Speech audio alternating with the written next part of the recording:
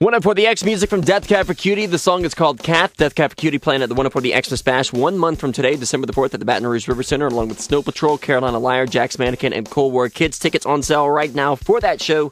Go to 104thex.com for the details. And speaking of big shows, we have a big show tonight at the Varsity Theater with Hollywood Undead. And in the 104thex studio, as promised, we have two members of Hollywood Undead right now. Fellas, introduce yourself to the Baton Rouge. Hey, I'm Johnny Three Tears. This is Charlie Scene. How you guys doing? Oh, sorry. You go. You doing all right today? Yeah. How are you, man? I'm doing good. Is this your first time ever in Louisiana? It sure is, yeah. Yep. And you flew in from Los Angeles yesterday or today? Yesterday. Got here last night. So you got a chance to see Baton Rouge nightlife on a Monday night? No, we just went across the street to like Arby's or something. Oh, okay. Nothing exciting was going on? No. Well, it's going to be crazy tonight. The Hollywood Undead playing live at the Varsity Theater. Interesting story behind you guys.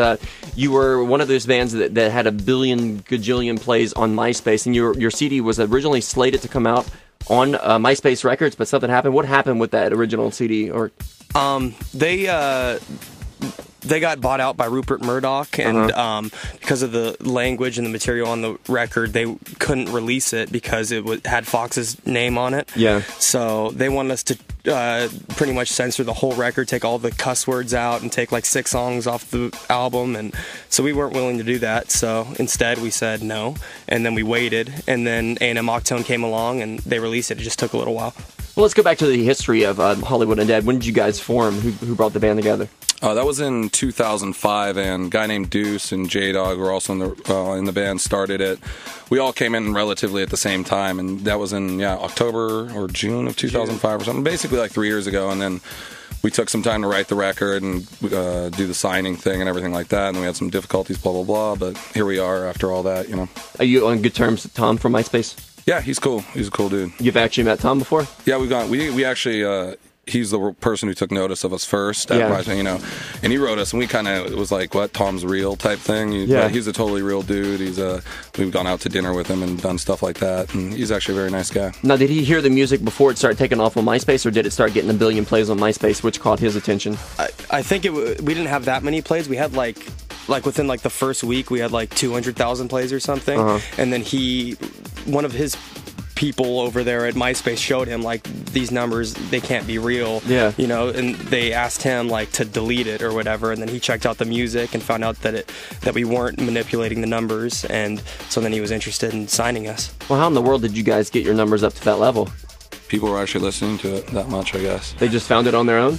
Yeah. I mean, we didn't do any self-promotion. I mean, besides running around tagging the name up and stuff, that was the only thing we did, and then putting it on MySpace. It was just word of mouth, virtually. I mean, it's a powerful tool, you know. Have you guys played a lot of live shows, or is this like your first year of actually going on tour or going across the country? This is our first year of touring, yeah. This will be our 30th show or something. Yeah. As Hollywood, I mean, we were all in bands together previously that we did stuff with, but none of that really worked out. And then we started this out of desperation. And what do you know?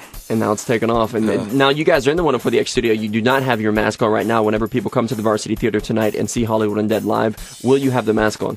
We do both. We wear them for some of the songs and then take them off. It's not like a mandatory thing. You know? Is it difficult to perform with the mask on? Yeah, I mean, it's not as easy as with them off. And then, you know, another thing is we like to express ourselves. You know, the masks they're great for like still shots and certain parts of the performance, but we do both. So what was the inspiration behind putting the mask on in the first place?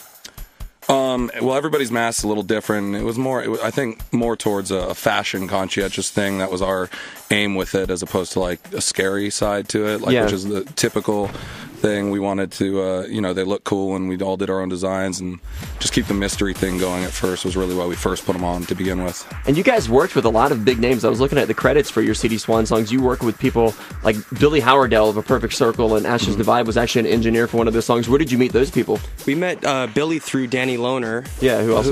Yeah, he expressed interest in our band to Interscope, and we were looking for producers after we worked with Don Gilmore, and we started working with Danny, and then Danny brought in people like Billy and Josh Freese, and it was pretty much through Danny, but it worked out well. Yeah. And we just saw Josh Freese with 9 Inch Nails last week in New Orleans. How did you guys get hooked up with Josh? He was playing with 9 Inch Nails, and Danny was in 9 Inch Nails. Yeah. So he brought Josh in to do drums for the record, and that's how like Billy and Josh both came through Danny. Danny's a good friend of ours now. And then also Don Gilmore, who did like the Linkin Park records and stuff.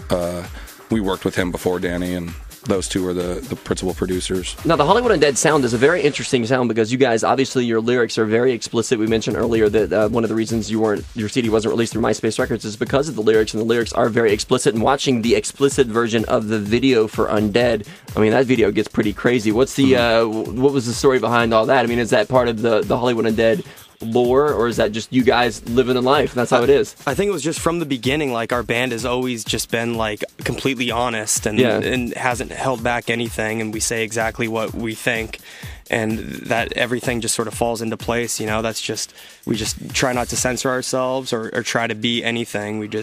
We go out and do what we do. Yeah, and if someone gives you a bunch of money to make a music video, you're going to want girls with their boobs hanging out in it because you have the budget. We couldn't do that on our own, folks. And there was lots of it in the Hollywood. I've been encouraging people to check out the unedited version of the Hollywood Undead video for Undead, because that unedited video is just, it's cool, man. I like it. It's cool. Out of control. What's going to be the next single from the CD?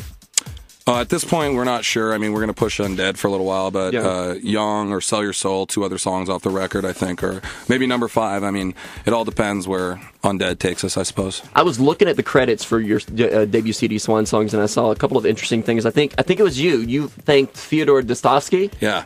Well, did you read his books? Yeah, he was a big when I mean, musically, he's always been an inspiration to me, just because his literature is so, like, you know, whacked out and dark and stuff. And I was always really obsessed with his stuff. So when it came to my style of writing, which is music, a completely different field, it had a huge effect on how I felt about how songs should be written. Yeah. So it was definitely a communicable force. I found that to be a very interesting influence for Hollywood Undead. And also, I don't know if it was you or not, but somebody thanked Brad Pitt. Was that a joke? That was me. Was that a joke, saying thanks for Brad Pitt for letting you stay on your couch? No, that was true.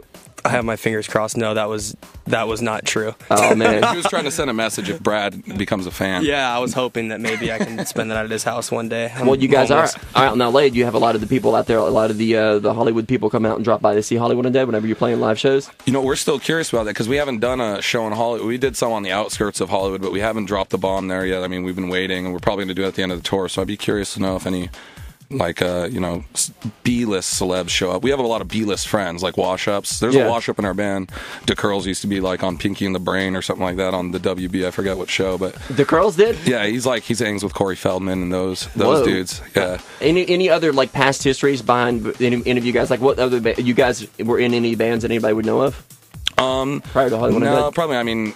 He was in a band called Upright Radio. He was also in a band called 3 Tiers. And I mean, we tried. It's just, before the internet, honestly, it was like practically impossible to get your band. I mean, it's too hard to get a label's attention. So that's what was cool about Hollywood. It was right at this peak time for the internet, where people were actually looking for music. I mean, we had every major label after us just from putting them up on the internet, and like, which is cool, as opposed to like lugging your own equipment and playing to 10 people every night. And that's got to help the live shows now that you know that like 40 million people have listened to the songs on MySpace. So hopefully at least a portion of those people are going to show up for the live shows. Yeah, that's cool. And then we've also done really well with the record thus far, and you know, there's definitely, and then touring is another way to garner another side of a fan base. So we're just working at that right now. Well, what can people expect whenever they see Hollywood Undead live tonight? Do you guys play a lot of? Do the songs? You play them like they're on the CD, or do you mix them up a little bit? I think people will be surprised because a lot of us do play live instruments during the show. You know, we have sort of like a rap feel to our music, and most rap bands, they don't have any instruments. Like, we have keyboards and 2 sets of drums and guitars, and